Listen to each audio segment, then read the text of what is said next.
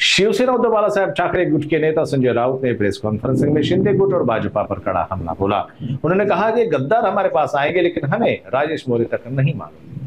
राउत ने प्रताप सरनाईक और एकनाथ शिंदे की भूमिका पर सवाल उठाए और दावा किया कि राजन विचारे ना होते तो शिंदे भी ना होते। उन्होंने भारतीय जनता पार्टी पर निशाना साधते कहा कि बुलेट ट्रेन सिर्फ गुजरात के लिए है, जबकि मुंबई की ट्रैफिक समस्या का समाधान नहीं किया गया। राउत ने साफ कहा कि अमित शाह की ईडी धमकी से भी मैं नहीं डरा और साथ ही भाजपा पर विपक्ष में फूट डालने का आरोप भी उन्होंने लगाया। हे जे कोणी बोलतात त्यांना आनंद दिघे समजले नाही, त्यांना आनंद दिघे माहीत नाही। त्यांचे जे नेते आहेत एकनाथ शिंदे, त्यांनी एक सिनेमा काढला म्हणून त्यांना आनंद दिघे समजलेत का नाही? सिनेमातल्या त्यांच्या 90% गोष्टी या खोट्या आणि भंपक आहेत। आणि गद्दार जर आमच्यावरती चाल करून यायला लागले, गद्दार तर कठीण आहे। अशा गद्दारांच्या वल्गना आम्ही खूप पाहिल्या आहेत त्या वर्षामध्ये। त्याच्यामुळे कोण राजेश मोरे तुम्ही म्हणता मला माहीत नाही, येऊ द्या, काय हरकत नाही। नाही, पण काल तुम्ही जी आनंद दिघे यांच्याविषयी भूमिका मांडली, तुम्ही म्हटलं की राजन विचारे यांचा खरं तर त्यामुळे एकनाथ शिंदे हे ठाण्याच्या राजकारणात उदयास आले। प्रताप सरनाईक असं म्हणतात की राजन विचारे नावाच्या दगडाला एकनाथ शिंदेंनी शेंदूर फासला त्यामुळे ते प्रताप सरनाईक नावाच्या धोंडाला कोणी शेंदूर फासला? उद्धव ठाकरेंनीच फासला ना।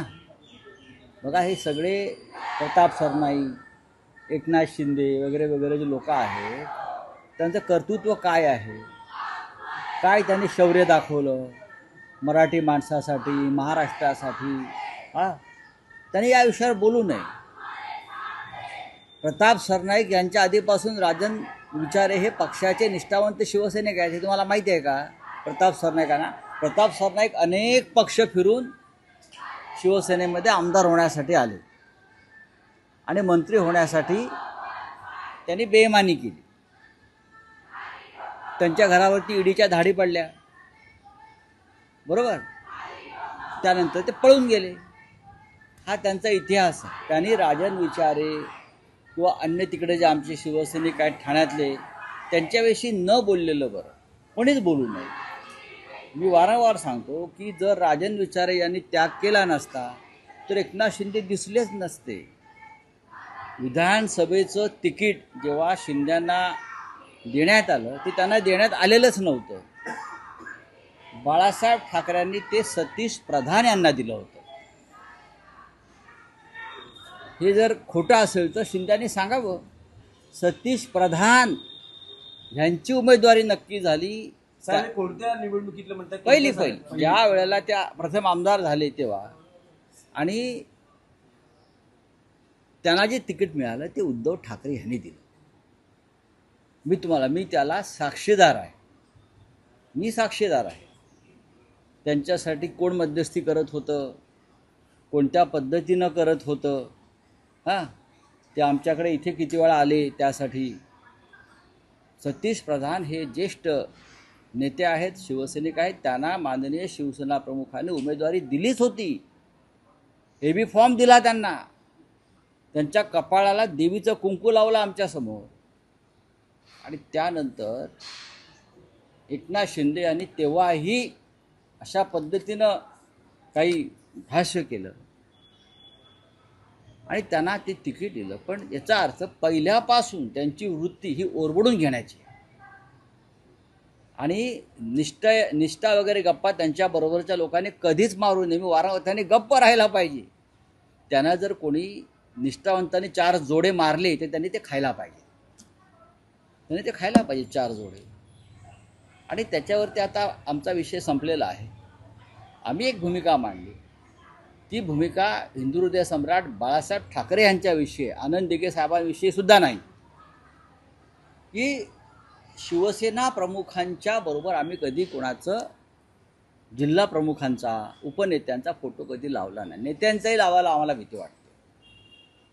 आणि या नवीन प्रक्रियेमध्ये, या गद्दार सेनेच्या प्रक्रियेमध्ये त्यांनी ही प्रक्रिया सुरू केल्यावरती तुम्ही नरेंद्र मोदींपेक्षा, अमित शहांपेक्षा, देवेंद्र फडणवीसपेक्षा दिघ्यांचा फोटो नक्की मोठा वापरा. तुम्ही मोदींसमोर बाळासाहेबांचा फोटोही मोठा वापरत नाही, हे माहिती आहे का तुम्हाला? एवढी तुमची फाटते हातभर. ह्यांचा पक्ष जो आहे भविष्यामध्ये भाजपात विलीन होतो आहे, हे मी वारंवार सांगतोय. आणि मी जेव्हा सांगतोय तेव्हा ते सत्य होतं. यांना भाजपात विलीन व्हावं लागेल.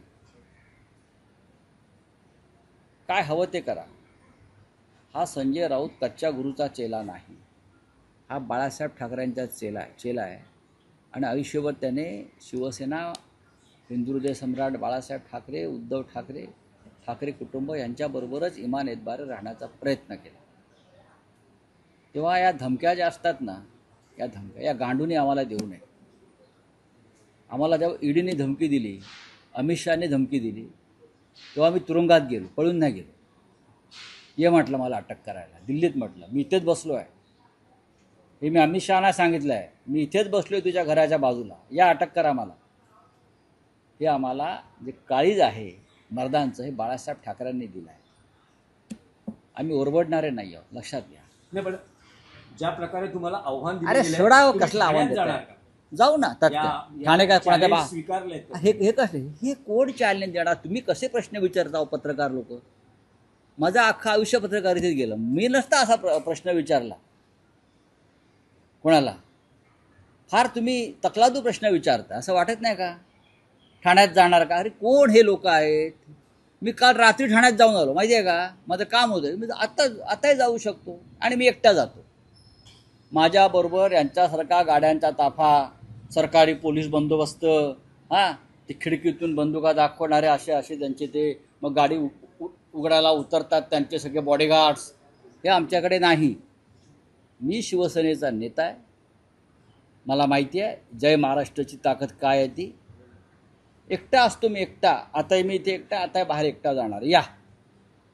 या कसे परत जातात ते बघतो, हे पण सांगतो. नाही पण राऊत साहेब, एक आहे की जी वक्तव्य शिंदे शिवसैनिकडून येतात त्यात मंत्री शंभूराज देसाई असं म्हणतायत की राऊतांची विधानं चुकीची आहेत. बघा, माझी बाळासाहेबांनी दिघेंच्या कामाचं कौतुक हो, केलं, केलंच आहे ना. अनेक व्हिडिओ आहेत. हो, पण मी कुठे म्हणतो नाही केलं म्हणून? हा वेडा माणूस आहे काय? मी उलट दिघे साहेबांचं अभिमानानं नेहमी गौरव करतो की इतका निष्ठावान नेता, जिल्हा प्रमुख असला तरी त्याला नेत्याचा मान होता. मी नेहमी म्हणतो हे. आणि त्यांच्यासारखा आदर्श जिल्हा प्रमुख राहावा असं बाळासाहेबांचं नेहमी म्हणणं असायचं. आणि जेव्हा आता मी त्या तुमच्या कोणते नाव काय कोणाचं घेतलं? शंभूराज देसाई मंत्री आहेत ना ते? मंत्री. हां, मंत्री आहेत ते असतील, एकनाथ शिंदे असतील, त्यांच्या माहितीसाठी मी सांगतो. शिवसेना प्रमुखांनी, उद्धवजींनी जेव्हा दिघे साहेबांचं कौतुक करून त्यांना म्हटलं की दिघे तुम्हाला आता बढती द्यायला पाहिजे, तुम्ही ठाण्याच्या बाहेर पडा महाराष्ट्रात, तेव्हा दिघ्यांनी विनम्रपणे हात जोडून बाळासाहेबांच्या चरणाला स्पर्श करून सांगितलं, साहेब मी तुमच्या चरणाशीच बरा आहे, मला ठाण्यातच राहू द्या, मी ठाण्यातच सुखात आहे. कळलं? हे आमच्या समोर अनेकदा झालं. त्यांना अनेकदा प्रमोशन पक्षात जे मिळतं आमच्याकडे तो देण्याचा प्रयत्न झाला आणि ते म्हटले नाही, मला ठाण्यातच सुख. म्हणाले अरे एवढं तुझं वलय आहे, तुम्ही आता महाराष्ट्रात काम करा, राज्याच्या नेतृत्वात या. तो इतका महान माणूस होता आनंद दिघे की त्यांनी विनम्रपणे हात जोडले, सांगितले नाही मी इथेच बरा आहे साहेब, मी तुमच्या चरणाशीच बरा आहे. हे ह्या अशा निष्ठावंत माणसावरती हे असे तमाशे करतायत, हे गद्दार आणि बेईमान लोक, हे गद्दार आहेत. आणि यांची गद्दारी ही त्यांच्या शरीरामध्ये विषारी गुटख्यासारखी भरलेली आहे. हा विषारी गुटखा आहे. पण लक्षात घ्या, गुटखा बंदी झालेली आहे, यांच्यावर सुद्धा बंदी येणार आहे.